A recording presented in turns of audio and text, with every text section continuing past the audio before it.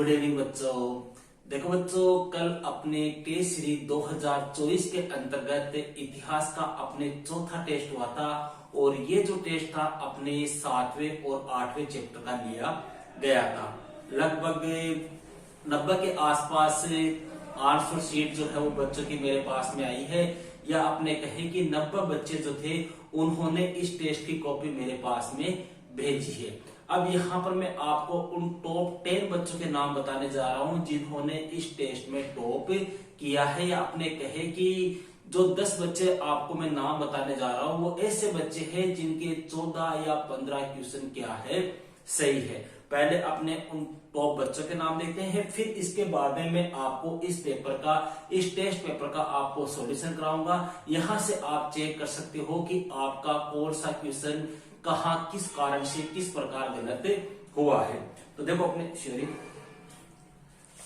अपने टॉपर्स बच्चों की बात करें तो भैया देखो, टॉपर्स बच्चों में अपने पहला नाम आता है शुभम जोधपुर, फिर राहुल कोटा, फिर मनीष जयपुर, फिर सोनिया गंगानगर, फिर आशा नागदा उदयपुर, फिर तुलसा मेघवाल चूरू, गजानन गंगानगर, कविता बाड़मेर, सुभाष झुंझुनू, अनिता बीकानेर।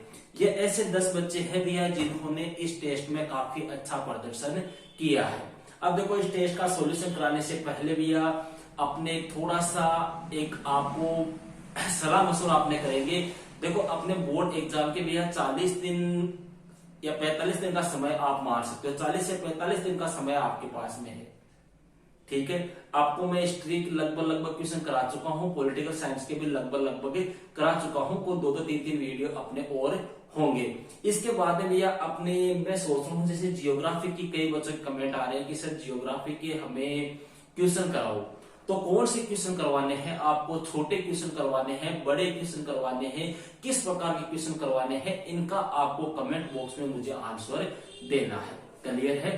अब यहाँ पर स्टार्ट करते हैं भैया क्वेश्चन नंबर 1।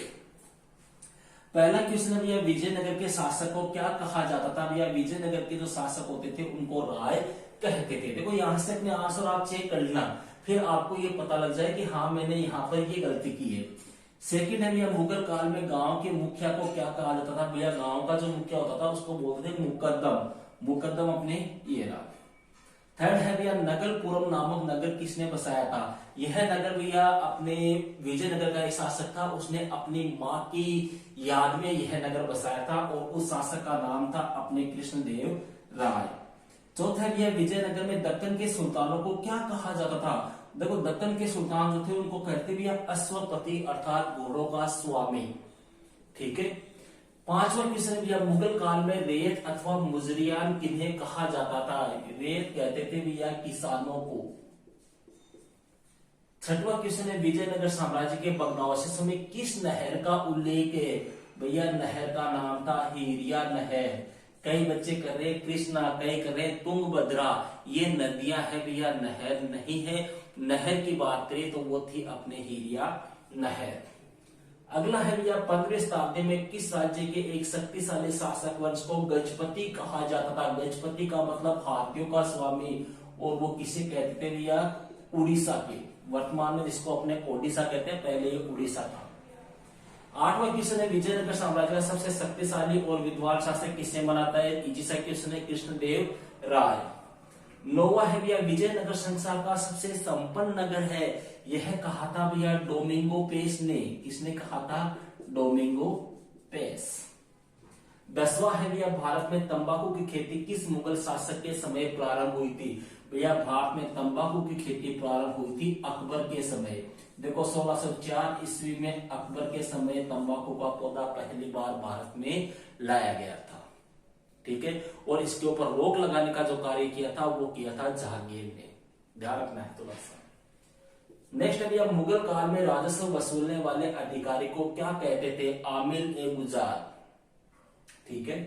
12वां है भैया, आईने अकबरी में कुल कितने भाग है? 5 भाग है।